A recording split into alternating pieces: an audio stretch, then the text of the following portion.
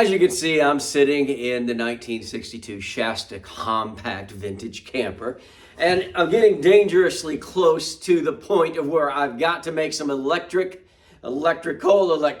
decisions. Obviously, we're going to put some 30 amp service in for when we're at a campground. But what happens if that goes out? Well, I've been thinking I've got to make this decision. Am I going to get a 12 volt system so that I can charge my electronics should anything happen with the electrical? Or if I just want to go somewhere and camp and there's not a corded hookup. So my first thought was, let me get a big old battery, maybe hook it to some solar, and then I can run enough to do what I need to do. And then I thought, the thing you have to do is you have to say, how much off-gridding am I going to do? How prepared do I need to be? You can always just get in your truck and go, right? So I thought that it's never a bad idea to have 12 volt. But then I thought, what am I going to be doing? And it's not as much as one would think. I would probably still be filming our camping trips to share with you, my friends. And what do I do then? Do I need a light? Do I need to charge my devices? Well, yeah, I do. Because as you know, we film like this. We also film with the phone. And we want to use our phones while we're out. Do I need a big 12 volt system? Or our friends at Goodaaa, link in the description, send us this. This solar. You can sit it outside all day, let it charge, bring it in, and let it charge your devices all night. Rinse and repeat. Well, look at this. What if the sun's not up? Well, look at this. Emergency crank. See, look at those blue. It's charging. I can sit here and charge this. Probably have the let do it.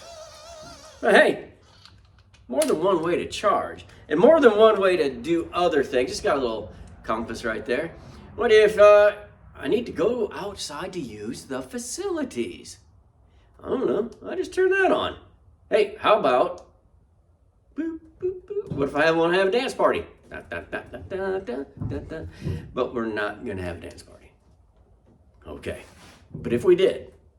Now, the charging portion, not only does it have where you could just set your phone right on here and charge. That's handy dandy. I have not seen one like that yet. Like that option.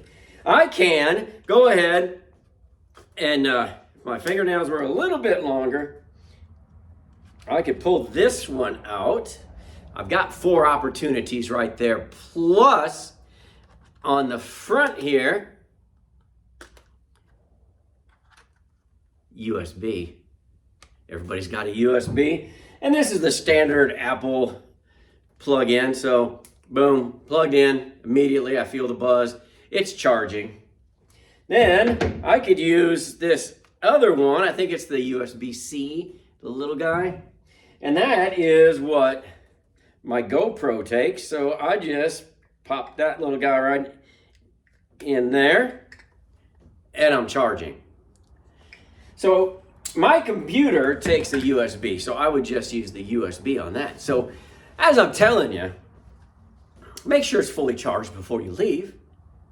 And then as you use your devices and you go to bed, plug them in. When you wake up in the morning, they're charged. You could even charge those lights that we've had on here before, USB. So you charge everything, then you take this out, set it in the sun, leave it alone, and it's ready to go when you are. This is brought to you by Goodaaa. Link in the description. And I just want to remind you, we're at that point where I've got to make decisions. This is an excellent product. We've dealt with Goodaaa before. They've always sent us good stuff. This is the upgrade. And that's why we're showing it, bringing it to you. Also because I may just need to use this and not go with a full-blown 12-volt system. But that's a decision you got to make. But you wouldn't have known about this maybe if we hadn't got it from our good friends at Goodaaa.